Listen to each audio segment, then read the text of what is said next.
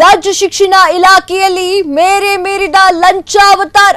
ಸಚಿವ ಮಧು ಬಂಗಾರಪ್ಪ ಆಪ್ತರಿಂದ 50% ಲಂಚಕ್ಕೆ ಬೇಡಿಕೆ. ಶಾಲೆಗೆ ಸಿಎಸ್ಆರ್ ಫಂಡ್ ಮಂಜೂರಾತಿಗಾಗಿ 50ರಷ್ಟು ಲಂಚ ಕೇಳ್ತಾ ಇದ್ದಾರೆ. ರಾಜ್ಯ ಶಿಕ್ಷಣ ಇಲಾಖೆಯಿಂದ ಮೇರೆ ಮೀರಿದಂತಹ ಲಂಚಾವತಾರ. ಸಚಿವ ಮಧು ಬಂಗಾರಪ್ಪ ಆಪ್ತರಿಂದ 50% ಲಂಚಕ್ಕೆ ಬೇಡಿಕೆ. ಶಾಲೆಗೆ ಸಿಎಸ್ಆರ್ ಫಂಡ್ ಮಂಜೂರಾತಿಗೆ ಕೊಡಬೇಕು 50ರಷ್ಟು ಲಂಚ.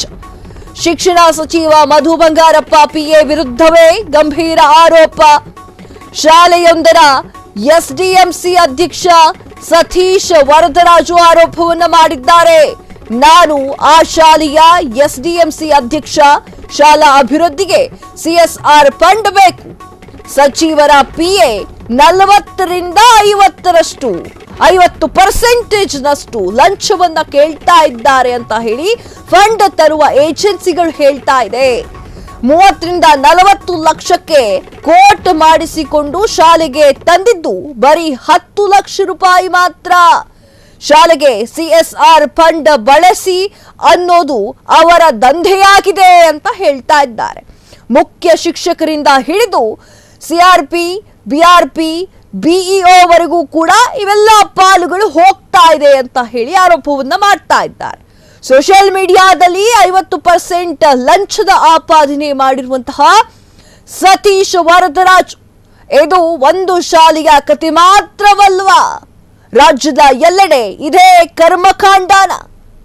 ಸಚಿವರ ಪಿಎ ವಿರುದ್ಧ ಗಂಭೀರ ಆರೋಪ. ತನಿಖೆ ಮಾಡಿಸ್ತಾರಾ ಮಧು ಬಂಗಾರಪ್ಪ?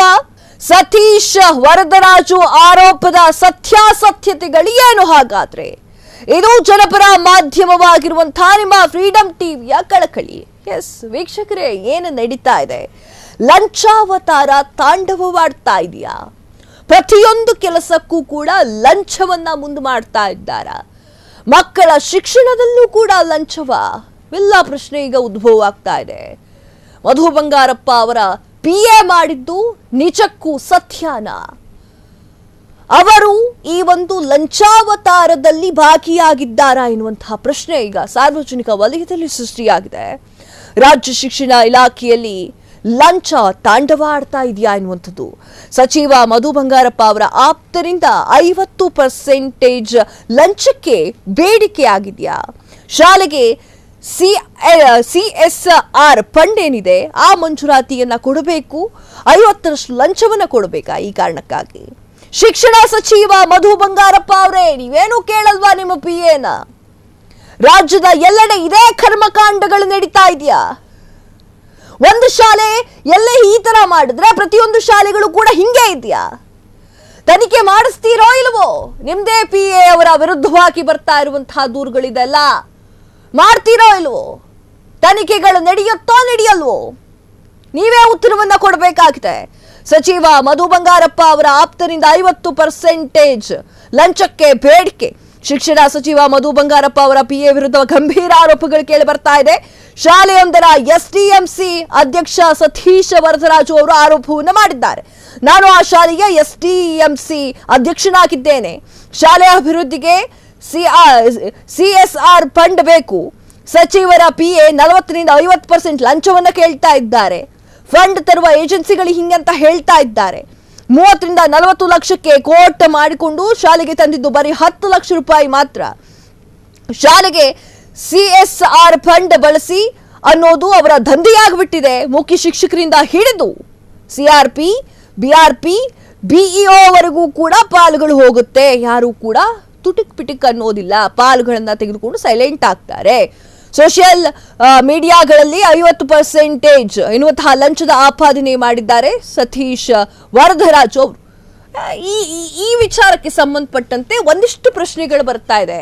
ಸಚಿವ ಮಧು ಬಂಗಾರಪ್ಪ ಅವರೇ, ಈ ಒಂದು ವಿಚಾರವಾಗಿ ನಿಮ್ಮ ಪಿಎ ಮಾಡ್ಕೊಂಡಿದ್ದ ಕೆಲಸ ಇದು ಮಾಡ್ಕೊಂಡಿದ್ದಾರೋ ಇಲ್ವೋ ಅನ್ನೋದ್ರ ಬಗ್ಗೆ ತನಿಖೆ ಏನಾದ್ರು ನಡೆಸ್ತೀರಾ ಇಲ್ವಾ?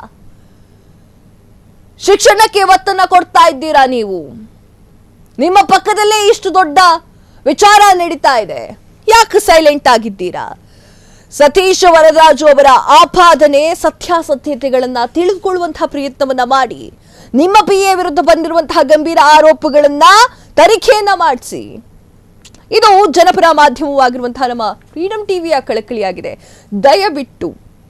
ದಯವಿಟ್ಟು ಲಂಚಾವತಾರ ಅನ್ನೋದು ರಾಜ್ಯದಲ್ಲಿ ಇರಬಾರದು. ಜವಾಬ್ದಾರಿಯುತ ಸಚಿವ ಮಧು ಬಂಗಾರಪ್ಪ ಅವರೇ, ನಿಮ್ಮ ಆದೇಶದಂತೆ ಇದು ತನಿಖೆ ಆಗಬೇಕು. ಇದೇ ಫ್ರೀಡಂ ಟಿವಿಯ ಕಳಕಳಿಯಾಗಿದೆ. ಕ್ಷಣ ಕ್ಷಣದ ಸುದ್ದಿಗಳಿಗಾಗಿ ಫ್ರೀಡಂ ಟಿವಿ ಸಬ್ಸ್ಕ್ರೈಬ್ ಮಾಡಿ, ಲೈಕ್ ಮಾಡಿ ಹಾಗೂ ಫಾಲೋ ಮಾಡಿ. ಹೊಸ ಸುದ್ದಿಗಳ ನೋಟಿಫಿಕೇಶನ್ಗಾಗಿ ಬೆಲ್ ಐಕಾನ್ ಮೇಲೆ ಕ್ಲಿಕ್ ಮಾಡಿ.